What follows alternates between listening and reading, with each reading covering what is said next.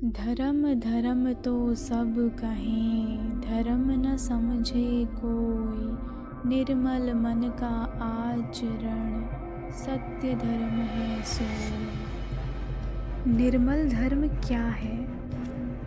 जब कोई व्यक्ति इस चेतना से धर्म सिखाता है कि मेरी धर्मवाणी सुनकर लोग प्रसन्न और प्रभावित होंगे तो मुझे दान दक्षिणा देंगे तो मेरा परिवार पलेगा, मेरी भौतिक इच्छाएं पूरी होंगी। दान दक्षिणा न भी दें तो मान सम्मान देंगे, मेरे बारे में प्रशस्ति प्रशंसा के शब्द कहेंगे। वह प्रशंसा देश विदेशों में फैलेगी, पीढ़ियों तक सदियों तक चलेगी। इतिहास के पन्नों में मेरा भी एक अस्तित्व होगा, मेरा नाम होगा, मैं एक प्रसिद्ध व्यक्ति माना जाऊंगा। इस चेतना से सिखाया हुआ धर्म निर्मल नहीं होता, कल्याणकारी नहीं होता। परंतु जब कोई व्यक्ति इस चेतना से धर्म सिखाता है कि मेरी धर्मवाणी सुनकर लोग प्रसन्न प्रभावित होंगे तो धर्म धारण करने का समुचित प्रयास करेंगे तो विकार विमुक्त होंगे, दुख विमुक्त होंगे, अपना सही मंगल साधेंगे, स्वस्ति मुक्ति साधेंगे। इस चेतना से सिखाया हुआ धर्म निर्मल होता है, कल्याणकारी होता है, बहुजन हितकारी होता है। जब कोई व्यक्ति सम्यक संबुद्ध बनता है तो उसका निर्मल मानस दुखियारे संसार के प्रति मैत्री और करुणा से ओतप्रोत हो उठता है। वह केवल लोक कल्याण के लिए ही शुद्ध धर्म सिखाता है। रोगियों को रोग की पीड़ा से मुक्त करने के लिए शुद्ध धर्म की कल्याणकारी औषधि बांटता है, बदले में कुछ पाने के लिए नहीं।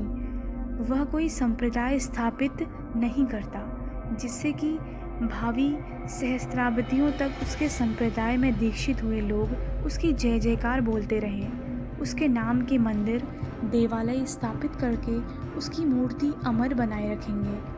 सत्पुरुष की कीर्ति तो स्वभावतः अमर हो ही जाती है, उसे लोगों को संप्रदाय के बाड़े में बांधने की आवश्यकता नहीं होती।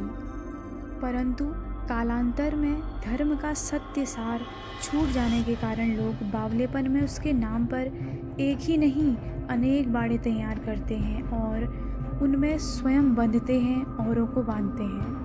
जो सचमुच संत होता है वह तो लोगों को संप्रदाय के बाड़े से, जाति और वर्ण के बंधनों से, नाना प्रकार के मत मंतांतरों की बेड़ियों से और नाना प्रकार के कर्म कांडों की रूढ़ियों से मुक्त करता है। वह तो परम परिशुद्ध धर्म चेतना से परम परिशुद्ध और परम परिपूर्ण धर्म सिखाता है, जिससे लोग शीलवान बने, सदाचार का जीवन जिएं, समाधिवान बने और अपने मन को वश में करना सीखें, प्रज्ञावान बने और राग विमुक्त, द्वेष विमुक्त, मोह विमुक्त होकर सारे दुखों से विमुक्त हो सकें।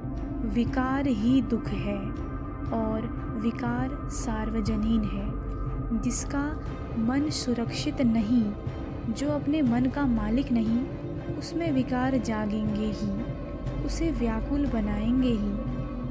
यह कुदरत का अटूट नियम है, विश्व का अविचल विधान है, रित है, धर्म है, जो किसी का पक्षपात नहीं करता, किसी का लिहाज नहीं करता।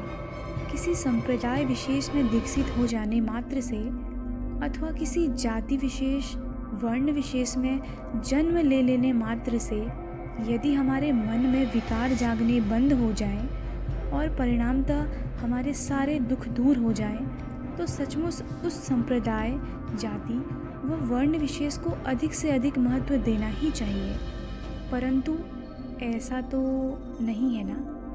कोई अपने को बौद्ध कहे, हिंदू कहे, जैन कहे, मुस्लिम कहे या ईसाई कहे अथवा सिख कहे, तो भी मन वश में न हो तो विकारों से विकृत होकर दुखी हो ही जाता है। कोई अपने आप को ब्राह्मण कहे, क्षत्रिय कहे, वैश्य कहे, शूद्र कहे, भारतीय कहे, बर्मी कहे, अंग्रेज कहे, अमेरिकन कहे, रूसी कहे अथवा चीनी कहे, तो भी विकारों से विकृत होकर दुखी होता ही है। कोई अपने को त्रैतवादी कहे, द्वैतवादी कहे, अद्वैतवादी कहे, विशिष्टाद्वैतवादी कहे, द्वैताद्वैतवादी कहे, आत्मवादी कहे, निरात्मवादी कहे, ईश्वरवादी कहे, निरीश्वरवादी कहे, सगुण साकारवादी कहे अथवा निर्गुण निराकारवादी कहे, तो भी विकारों से विकृत होकर व्याकुल होता ही है। यदि कोई व्यक्ति अपने आप को किसी एक सांप्रदायिक बाड़े से छुड़ाकर दूसरे में, किसी एक दार्शनिक मान्यता के अखाड़े से छुड़ाकर दूसरे में बंधवा ले और ऐसा करते ही विकार विमुक्त होकर दुख विमुक्त हो जाएं, तब तो सचमुच ऐसे सांप्रदायिक बाड़े को, ऐसे दार्शनिक अखाड़े को अधिक से अधिक महत्व देना ही चाहिए। परंतु ऐसा है तो नहीं ना।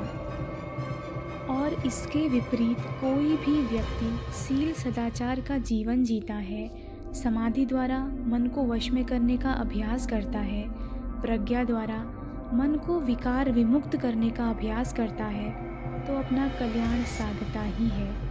कुदरत उसके रंग रूप को, जाति वर्ण को, कर्मकांड को, संप्रदाय और दार्शनिक मान्यता को नहीं देखती, उसे दुख विमुक्त करती ही है। यही प्रकृति का नियम है, निसर्ग का नियम है। यदि आपको यह वीडियो अच्छी लगी हो तो चैनल को ज़रूर सब्सक्राइब करें ताकि आने वाली हर वीडियो का नोटिफिकेशन आप तक पहुंचे और आप इस शुद्ध धर्म को अपने जीवन में उतारें और अपना कल्याण साधें तथा अन्य के कल्याणों में भी सहायक बने। भवतु सब मंगलम।